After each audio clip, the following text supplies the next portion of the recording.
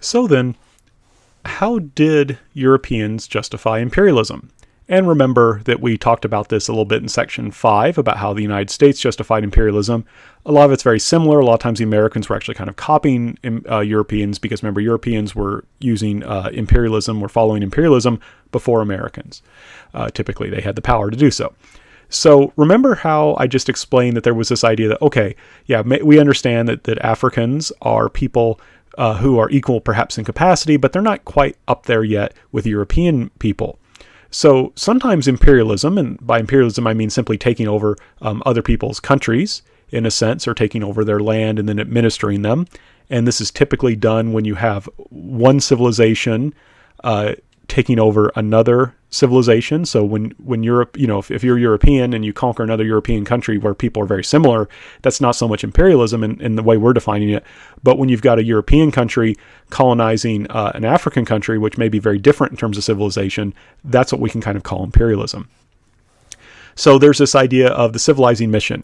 We Europeans have successfully undergone the political, economic, scientific, and industrial revolutions. We enjoy all these really cool products. We enjoy things like modern medicine and so forth. And these things are all really good, and we need to share them with the world. We need to help Africans to also gain access to the benefits of civilization. And by civilization, I mean these 4 revolutions we've been talking about. And of course, it's understood that to give them access, well, you need to take over their country, you need to take over their territory, or at least you need to expand your influence over them. So you can see there's kind of a problem here because there's this idea we're going to help them whether they want it or not. We're going to come in and kind of take over. But there's this understanding that, well, imperialism is essentially good for the people who are experiencing it. Right? There's this idea that, well, these Africans, they have not undergone these revolutions. They have not become modern. They have not become civilized. We will come in and teach them to be civilized.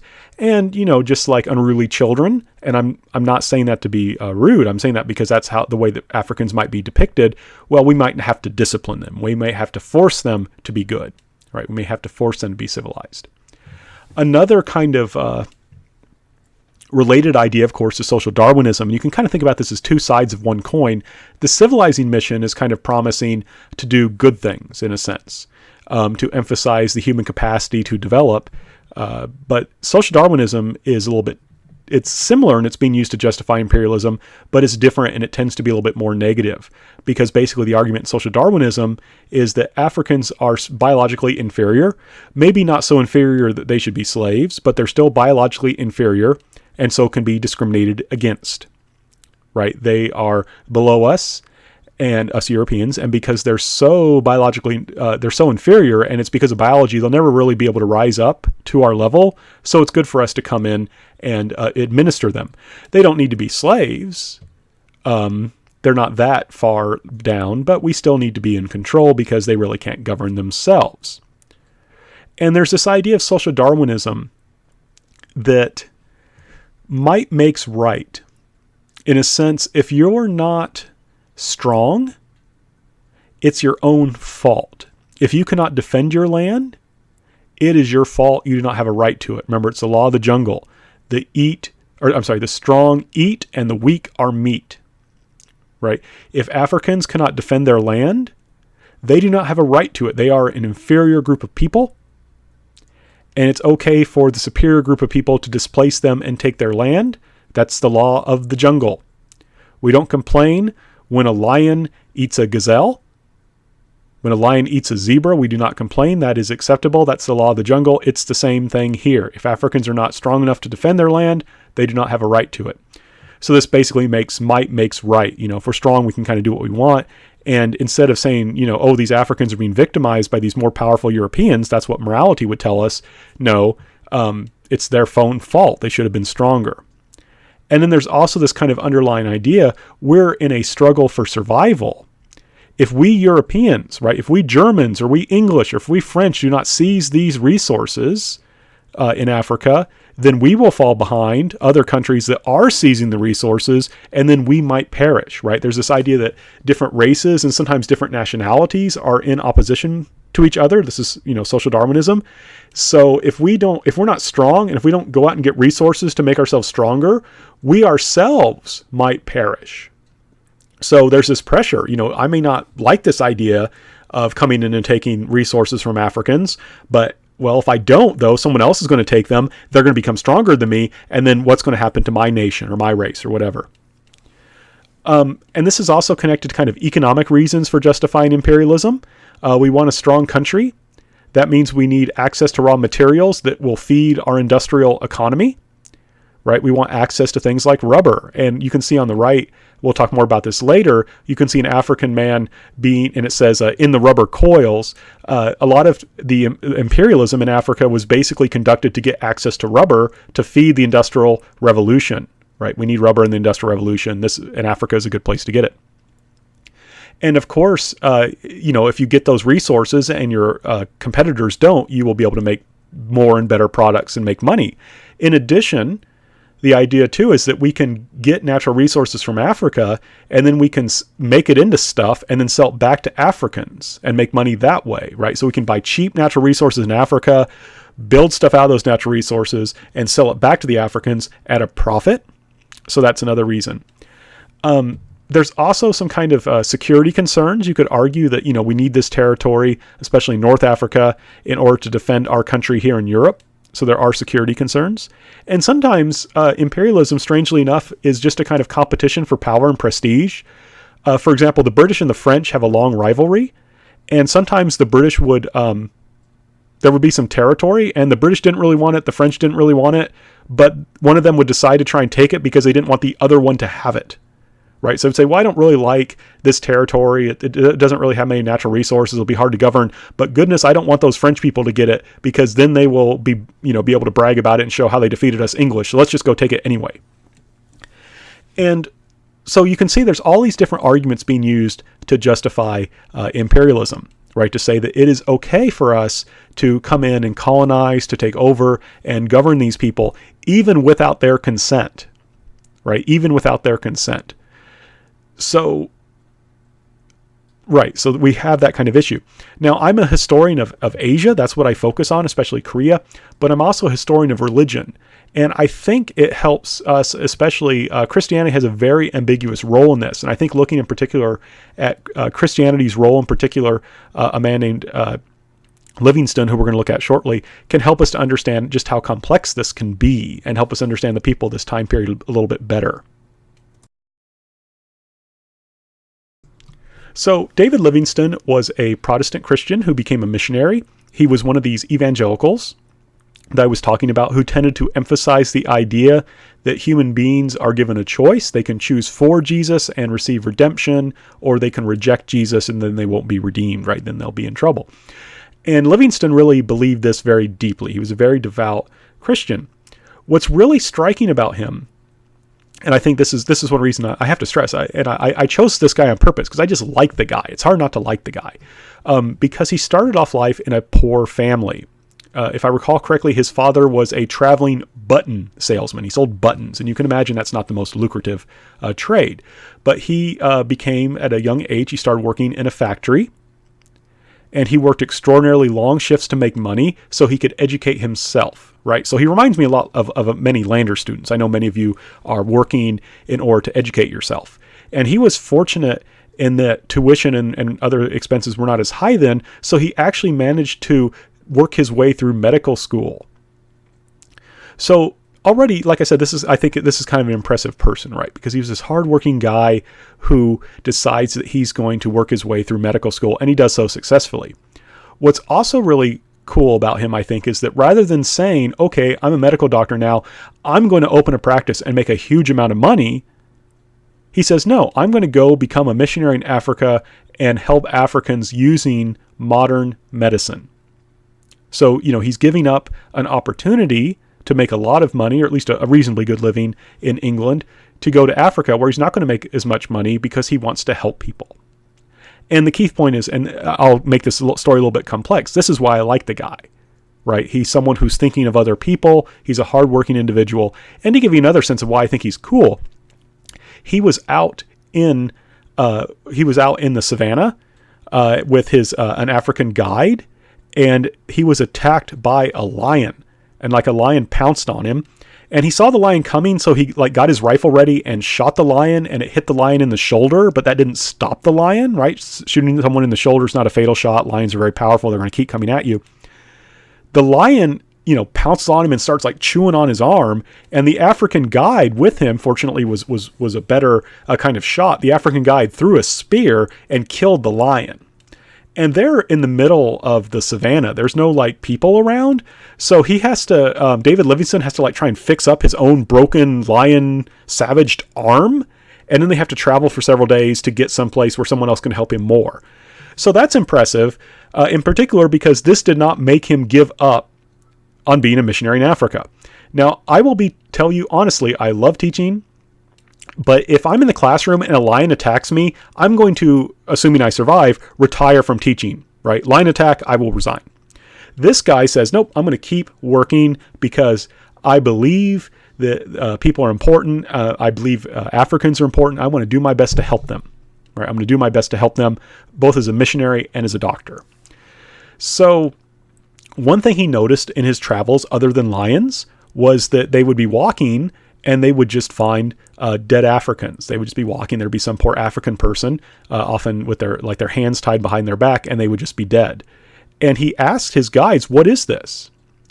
And he was told, "Oh, these are people who are being kidnapped and brought to be sold into slavery." And you may say, well, wait a second. I thought we just talked about how Britain was working to end slavery, right? Had ended slavery and so forth. And that's true in Britain and in British colonies. They had gotten rid of slavery and they had pressured with their, especially with their navy, other countries to get rid of slavery.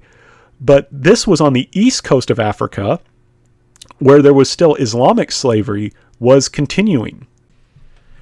And you can guess David Livingstone was very much disturbed by this, right? He did not like this. He absolutely was appalled by it. And he wanted to do something, right? He wanted to do something to end slavery. So this basic question, how do I end slavery, right? How do I end slavery? And before continuing, just so we're a little bit clear, so on the northwestern part of Africa, that is where, when we talk about Western slavery, that's where most of the slaves came from. And so when Britain was helping to end the slave trade, that's where they were doing it. On the East Coast, that's where the Islamic slave trade was still continuing. And I should point out there were also Portuguese and some Westerners involved in this, but this was centered on capturing slaves for Islamic areas such as Saudi Arabia. And it was this area that David Livingstone is operating in. And in particular, he's going to be dealing with an area called Zanzibar, very important slave market there, which is connected to the modern-day country of Tanzania. It's being pointed to by that red arrow. So that's the area where Livingstone is working in that I've been talking about. And it's especially important to note this place called Zanzibar, which is a city that ruled some surrounding territory. And a lot of the slaves are being taken to the market there to be sold. And Livingstone, in order to try and help end slavery, is going to come up with what he calls his 3 C's, right? His 3 C's. The first C is commerce. Livingstone argues, and I think he has a good point here, that one of the key driving forces of slavery is that you make money through slavery. Slavery was profitable. That's why people engaged in slavery. So he argued that if we can find something else that people can do, something else they can trade that will be more profitable than slave trading, the trade will die out. So, and this is one thing the British, for example, encouraged in their West African colonies, was the production of various oils made from nuts, which could be used to help fuel the Industrial Revolution, right? You always need oil as a lubricant. And it was thought, if Africans will make money through this, then they will be less likely to engage in trade. And of course, Europeans are slave trade, and Europeans likewise, if they can make money doing something other than slaving, they will be more willing to do that, especially if they can make more money doing that. So the first idea is commerce. If we can find something that the Africans can trade in that's legitimate, that's not immoral like slavery, and they can make money doing it, they will stop trading slaves. Slavery will just die out. And then commerce will bring Africans into contact with Christian/European civilization. For Livingstone, they were the same thing, so they will become civilized. And naturally, from Livingstone's point of view, Christianity is the most civilized religion. So civilized Africans then will naturally become Christians, right? So commerce will end slavery. It will also then, as a happy coincidence from Livingstone's view, bring Africans into contact with Christian European civilization. And then Africans will, through that experience, will just say, wow, Christian European civilization, it's awesome. Let's become like them. And then civilized Africans would naturally become Christians because, of course, Christianity is clearly the most civilized religion. And the first step then Livingstone was going to carry out was exploration. Livingstone, if you study him outside of the context of Christianity, what he's really important in a sense, is the history of the exploration and the mapping using modern techniques of Africa. And he does that because he wants to establish trade routes. He needs to go out and kind of map Africa in order to figure out where all the different things that are traded are and figure out trade routes and so forth. So his first step is exploration. But the bigger point I want to emphasize here is his very complex view of Africans. And this is where I think it's important to focus on a particular individual to show an issue. Livingstone, in many ways, like I said, was a stand-up guy. He was willing to he worked hard, and he worked hard not just for himself, but to benefit other people, right? He could have made more money if he had stayed in England as a doctor, but he chose to go out and help other people. And he was appalled by slavery and dedicated himself to trying to figure out a way that he could both end slavery and help develop Christianity in Africa. So there's many positive things we can say about this guy. And he certainly was positive about Africans. And many African people actually looked to him as kind of a protector, as an ally, as a friend even. There was actually, when he died in Africa, and there was this big argument with local Africans that they didn't want to give up his body. They wanted to keep his body in Africa, and they ended up deciding to give back his body, but first they removed his heart with the idea that, okay, you can have the rest of his body, but his heart will stay in Africa, right? That's his true love. So this guy, in many ways, was sympathetic to Africans, was positive about Africans, and formed deep relationships of appreciation with African people. But at the same time, even someone who had all these positives still had this view that Africans were somehow inferior, that they were things that they were missing, right? That their civilization needed to be fixed. And of course, it needed to be fixed by making it more like Western civilization, right? So, like I said, my point is I want to show how complex imperialism was and how even very good people who were willing to be concerned for others could, in a sense, be led astray and to have views that I don't know if I want to call them particularly, I don't want to call them racist per se, but they are problematic, right? They are problematic. And but one thing I do want to point out, because I do want to end on something of a good note dealing with David Livingstone.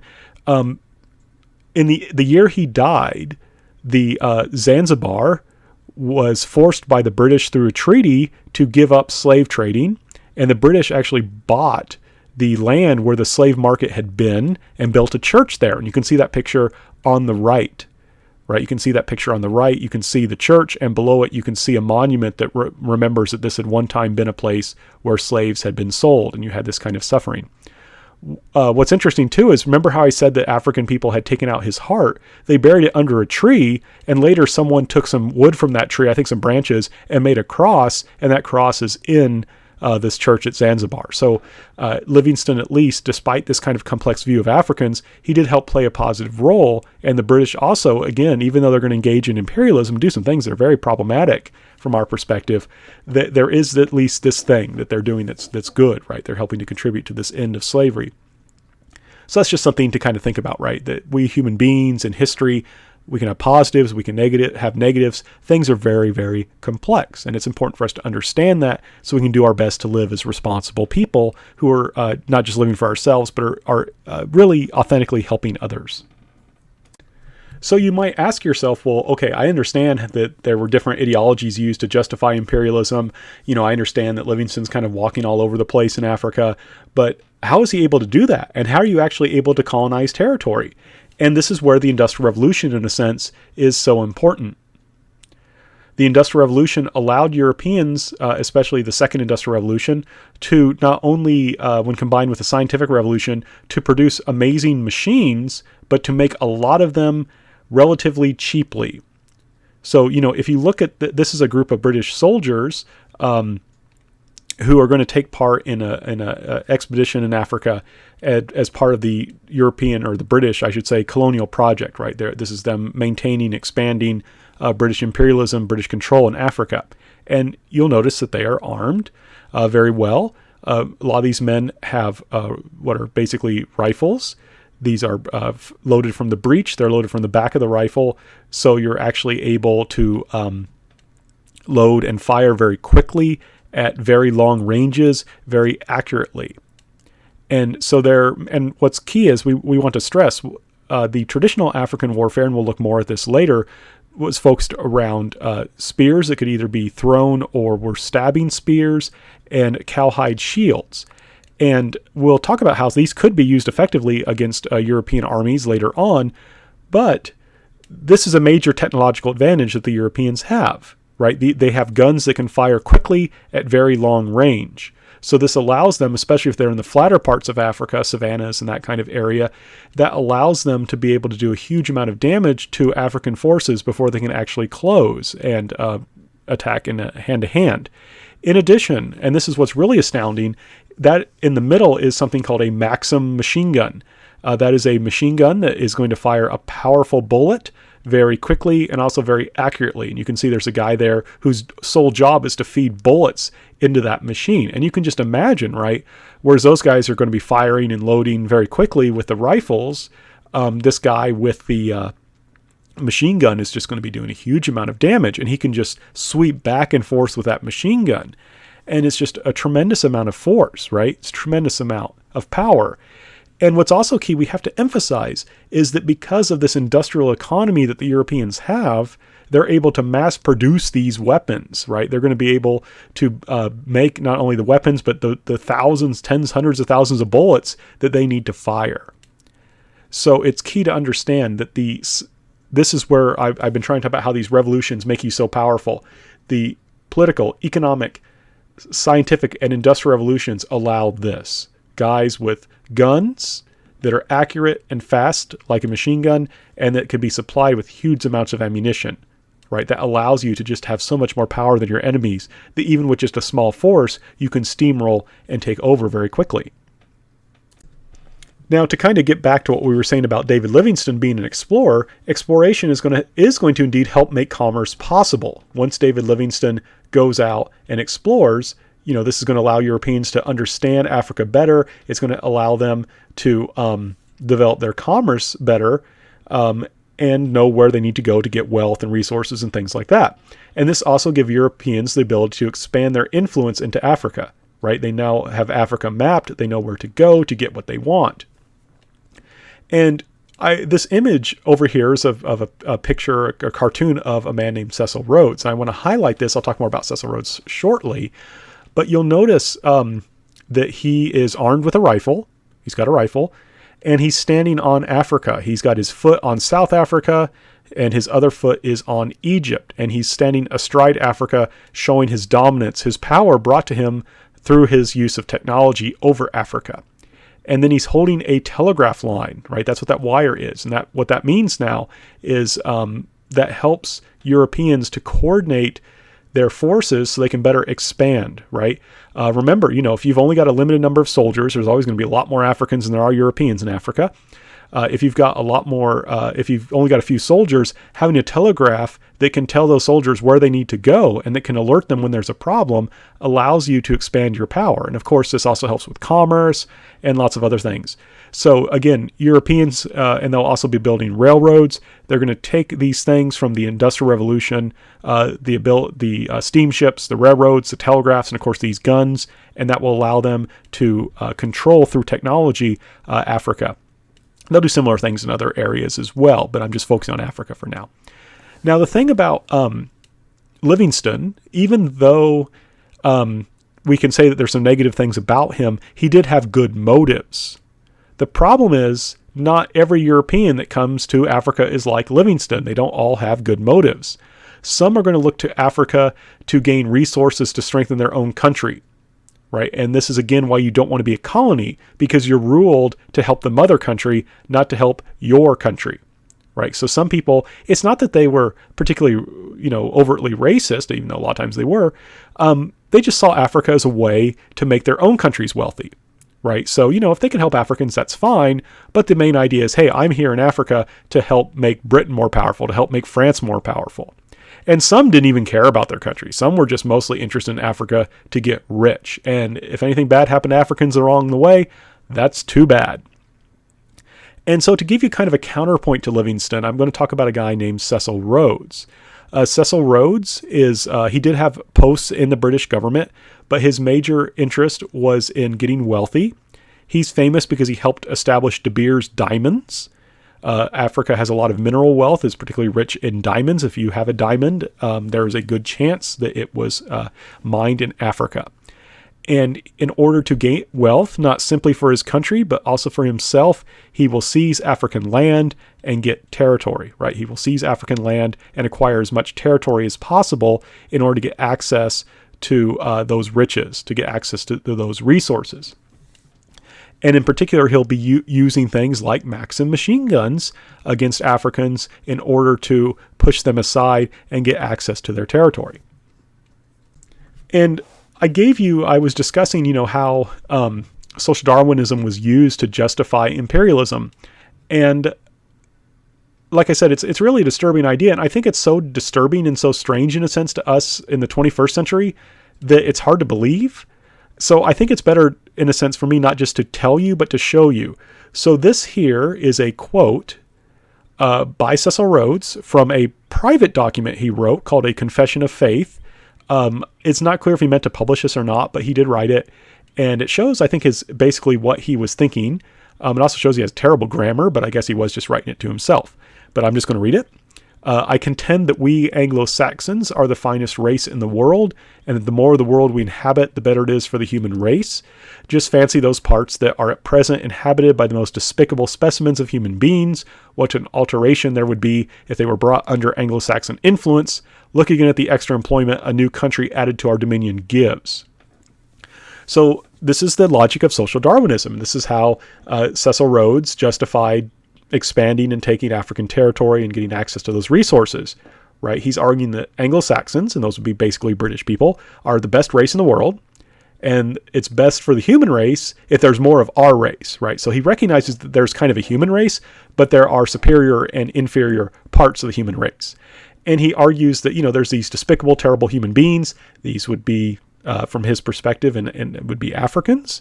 And that it would be better for them if they were brought under the rule of a superior race. And this will also help the superior race because it will give them, as he says, extra employment and so forth. So, like I said, it's easy to just kind of dismiss this and say, social Darwinism, this is kind of crazy. But I want to point out that this was an ideology that was impacting this very powerful man who would start a business that's very powerful and who played a major role in the British government and who was active in African or in the colonization and imperialism in Africa.